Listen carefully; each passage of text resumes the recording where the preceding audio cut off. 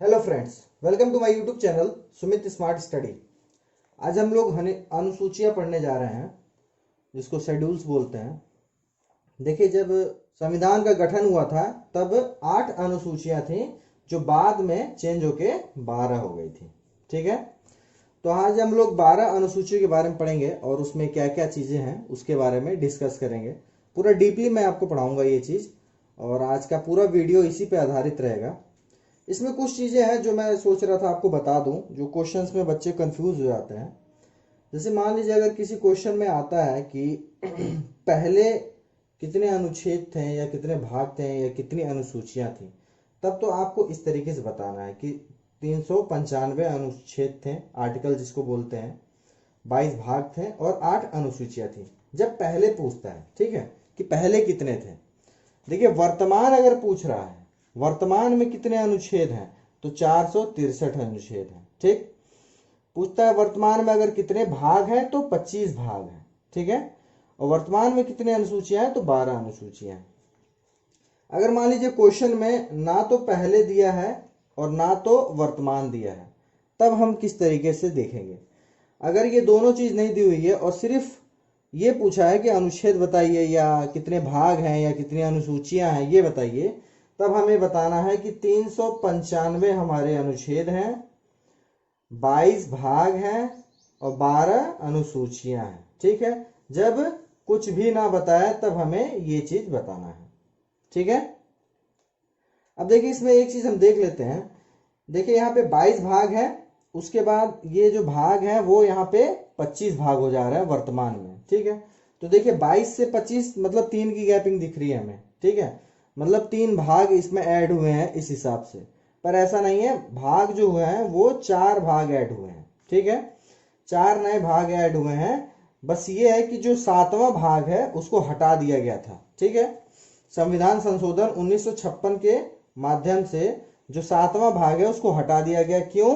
क्योंकि जो पहली अनुसूची है उसमें जो दूसरा भाग है, भाग ख मतलब राज्य वाला, वही ये 7वें भाग में था, तो इसको हटा के अनुसूची में कर दिया गया है। ठीक है, देखिए जो 4 नए भाग थे वो चौथे का क, 9वें का क, 9वें का ख और 14th का क है।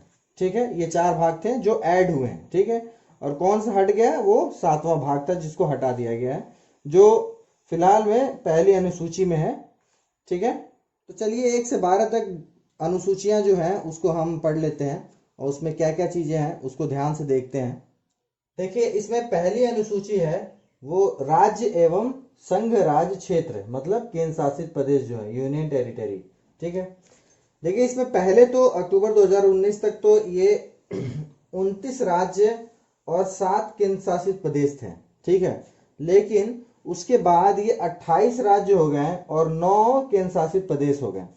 देखिए, एक राज्य जो हटा है वो आपको मालूम है, जम्मू और कश्मीर को हटा दिया गया है राज्य से, और जम्मू कश्मीर और लद्दाख को अलग करके इन दोनों को यूनियन टेरिटरी बना दिया गया है। ठीक है, तो देखिए यूटी में 2 ऐड हो गए और राज्य में से 1 कम हो गया, तो ये 28 और 9 हो गए।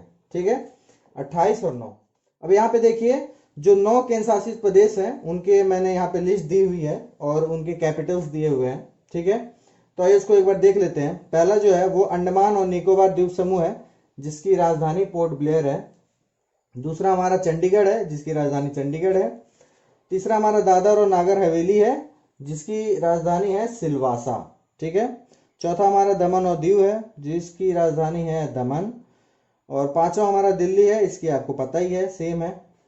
छठा हमारा जम्मू और कश्मीर है। तो देखिए इसमें क्या है, जब ठंडी रहती है मतलब शीतकालीन जब चलता है, शीत जब गिरती है मतलब जब ठंड रहती है, तो जम्मू में, ठीक है, इसका कैपिटल रहता है।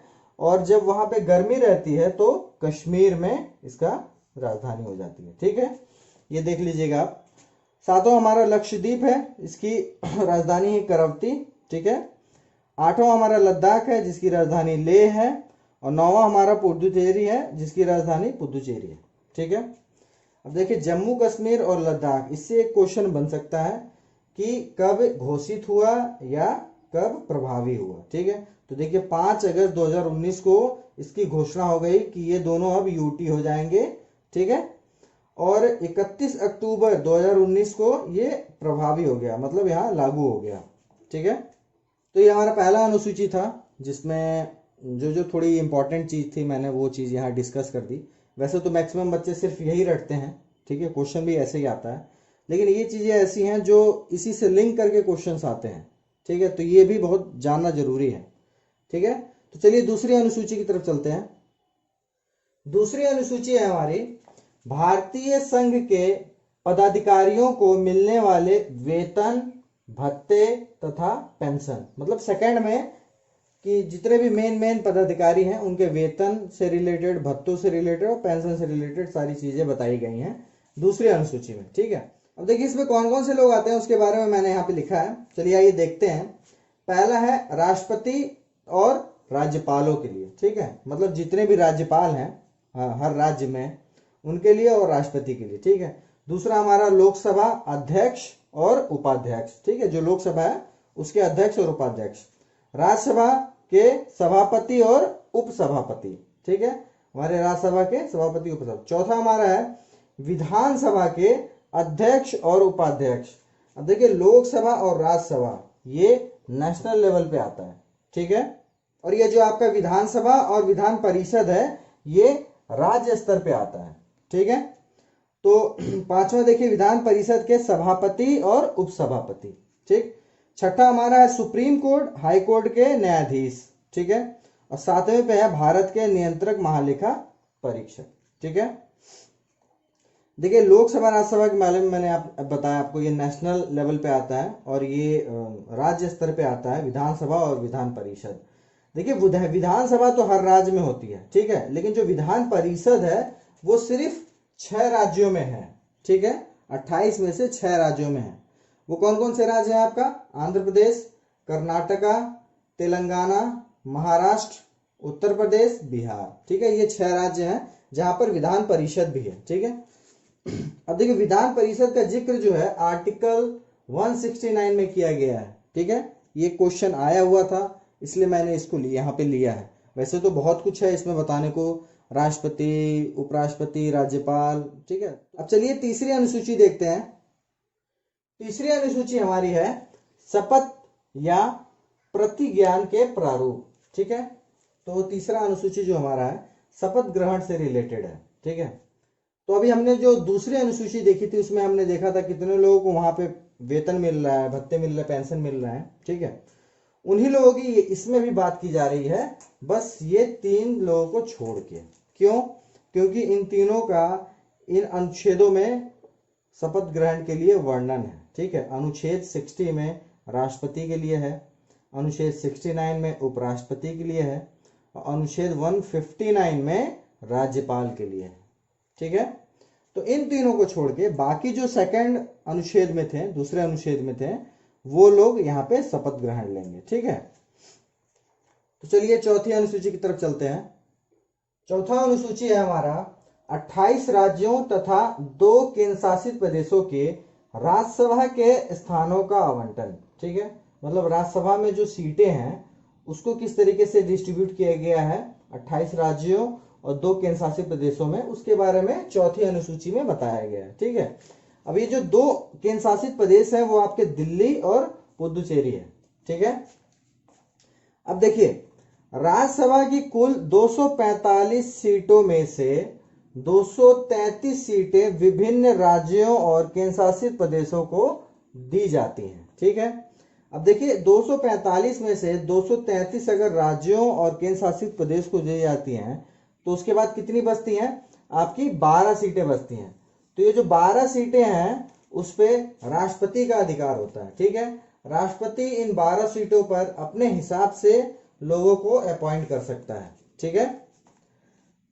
अब देखिए इसमें आर्टिकल 80 में, ठीक है, आर्टिकल 80 में राज्यसभा में जो सीटें हो सकती हैं ज्यादा से ज्यादा वो कितनी 250 है, ठीक है, बताया 250 है, लेकिन कितनों पे होता है?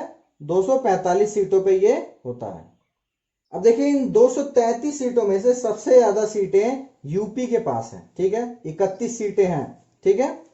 और जो आपका केंद्र शासित प्रदेशों में दिल्ली के पास 3 सीट है और पुदुचेरी के पास 1 सीट है। ठीक है, यही 2 ऐसे यूनियन टेरिटरी हैं जिनके पास राज्यसभा की सीटें हैं। ठीक है, बाकी और किसी के पास नहीं है। अब देखिए, जो राज्यसभा की जो सदस्यता होती है वो 6 साल तक की होती है। ठीक है, मतलब 6 साल तक आप अपने पद पर बने रह सकते हैं और हर 2 साल पर वहां पे राज्यसभा में इलेक्शन होता है। ठीक है, देखिए राज्यसभा में कोई इलेक्शन तो होता नहीं है, जो लोग राज्यों से इलेक्शन लड़के और जीत के जाते हैं वही लोग यहाँ पे सिलेक्ट करते हैं लोगों को। ठीक है, अपने वोट से। तो चलिए हम अब 5वें अनुसूची की तरफ चलते हैं। 5वां अनुसूची है अनुसूचित क्षेत्रों तथा अनुसूचित जनजातियों के प्रशासन व नियंत्रण के बारे में उपबंध। प्रशासन है ये, ठीक है, के नियंत्रण के बारे में उपबंध है। ठीक है, अनुसूचित क्षेत्रों जो उनके क्षेत्र पड़ते हैं और जो जनजातियां होती हैं उनके प्रशासन और नियंत्रण के बारे में उपबंध है 5वें में। ठीक है, और देखिए 6ठे जो अनुसूची है उसमें क्या है, असम, मेघालय, त्रिपुरा, मिजोरम, ये 4 ऐसे राज्य हैं जहां के जनजाति क्षेत्रों के प्रशासन के बारे में उपबंध बताया गया। देखिए 5वें और 6ठे में दोनों में प्रशासन और नियंत्रण से रिलेटेड जो भी उपबंध है वो बताए गए हैं। बस 5वें में अनुसूचित क्षेत्रों और जनजातियों के बारे में है और 6ठे में असम, मेघालय, त्रिपुरा और मिजोरम के जनजातियों के बारे में है। ठीक है, तो ये चीजें आप याद रखिएगा, बहुत डिफिकल्ट नहीं है इसको याद रखना। चलिए 7वां अनुसूची देखते हैं हम। 7वीं अनुसूची है भारतीय राज्यों के बीच शक्तियों का विभाजन। ठीक है, देखिए इसमें 3 सूचियां हैं। ठीक है, पहली सूची है संघ सूची जिसमें 97 विषय है जो वर्तमान में 99 है। ठीक है, ये क्वेश्चंस में आता है। और दूसरा है राज्य सूची जिसमें 66 विषय है। ठीक है, वर्तमान में 61 है, इसमें से 5 कम हो गया है।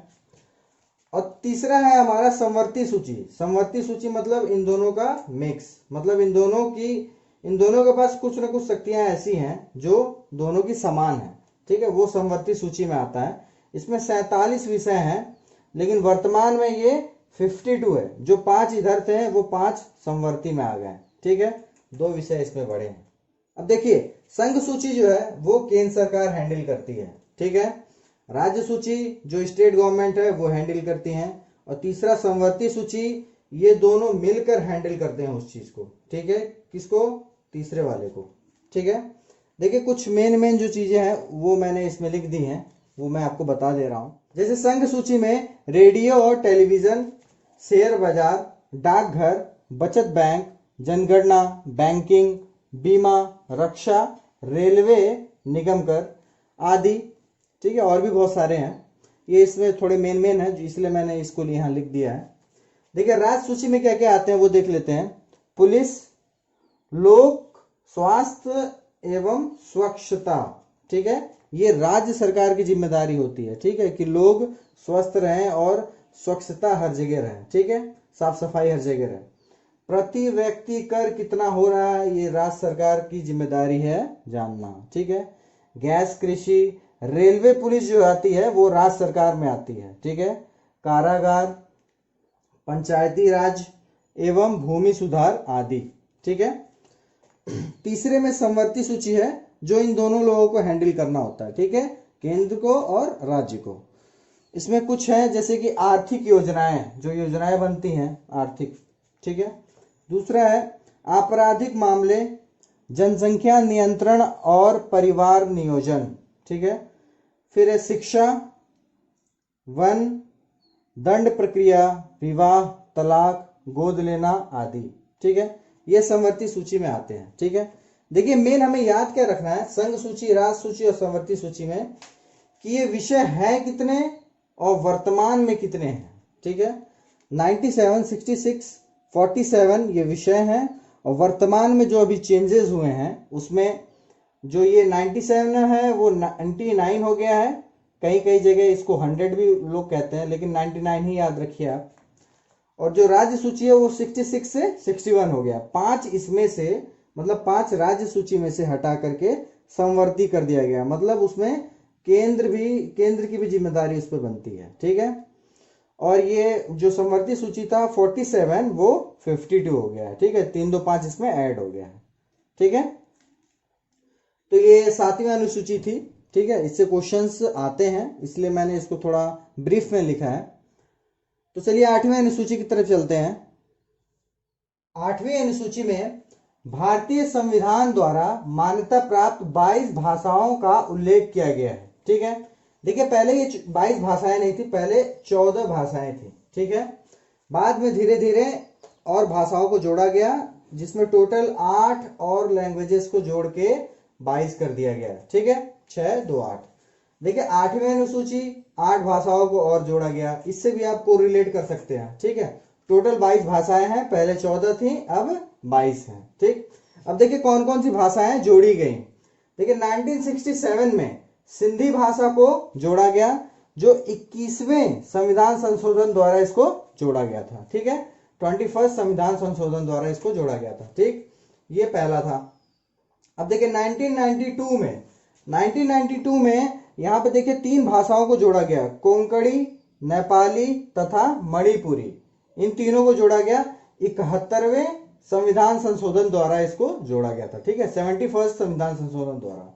ठीक, तो देखिए यहाँ पे 1 और यहाँ पे 3, मतलब टोटल यहाँ पे 4 भाषाएं हो गई। ठीक है, जिसमें सिंधी, कोंकणी, नेपाली और मणिपुरी हो गई।